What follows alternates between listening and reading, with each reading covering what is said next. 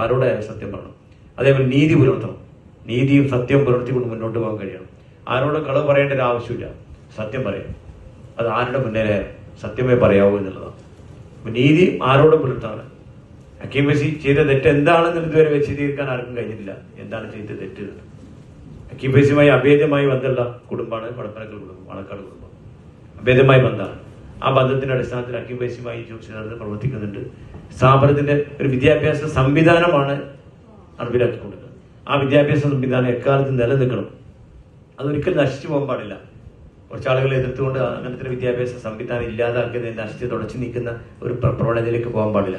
വിദ്യാഭ്യാസ സംവിധാനം നമുക്ക് നിലനിന്ന് അള്ളാന്റെ ദീന് പഠിപ്പിക്കുക, അള്ളാന്റെ ദീനി പ്രബോധനം നടത്തുക, ഇതൊക്കെ തന്നെയാണ് നമ്മുടെ ലക്ഷ്യം തന്നെ.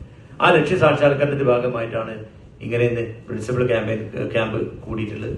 നല്ല ഉപദേശ നിർദ്ദേശങ്ങളൊക്കെ സ്വീകരിച്ച് നല്ല സംവിധാനത്തെ നമ്മുടെ സ്ഥാപനത്തെ നമുക്ക് എങ്ങനെ നല്ല രീതിയിൽ പുരോഗതി നേടാൻ കഴിയുന്നതിലൊക്കെ ആലോചിച്ചിട്ടുണ്ടാക്കുക.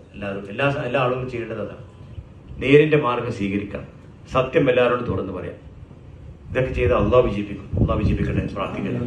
ഇതാണ് മാത്രമല്ല, അള്ളാഹിന്റെ മുമ്പിൽ സത്യം മാത്രമേ വിജയിക്കുള്ളൂ, വേറെ ഒന്നും വിജയിക്കൂല. അള്ളാഹിന്റെ മുമ്പിൽ അതൊന്നും വിജയിക്കൂല. അള്ളാഹ് നമ്മളോട് പറഞ്ഞിട്ടുള്ള എല്ലാവരോടും നീതി കൽപ്പിക്കാനാണ്. ഒരിക്കലും ഒരാളോട് അനീതി കൽപ്പിക്കരുത്.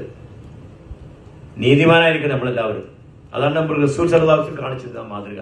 അത് എക്കാലത്തും എന്നും എപ്പോഴും നീതിപൂർവ്വം പെരുമാറിക്കൊണ്ട് സത്യത്തിന്റെ കൂടെ നിന്നുകൊണ്ട് സത്യമേ പറയാവോ, സത്യമേ ചെയ്യാവോ, ഒരിക്കലും ഒരാളോട് അനീതി പുലർത്താതെ സത്യത്തിന് വേണ്ടി നീതിക്ക് വേണ്ടി നിലനിന്നുകൊണ്ട് മുന്നോട്ട് പോയാൽ അള്ളാഹു നമ്മുടെ എല്ലാ പ്രവർത്തനത്തെ വിജയിപ്പിക്കുക തന്നെയും.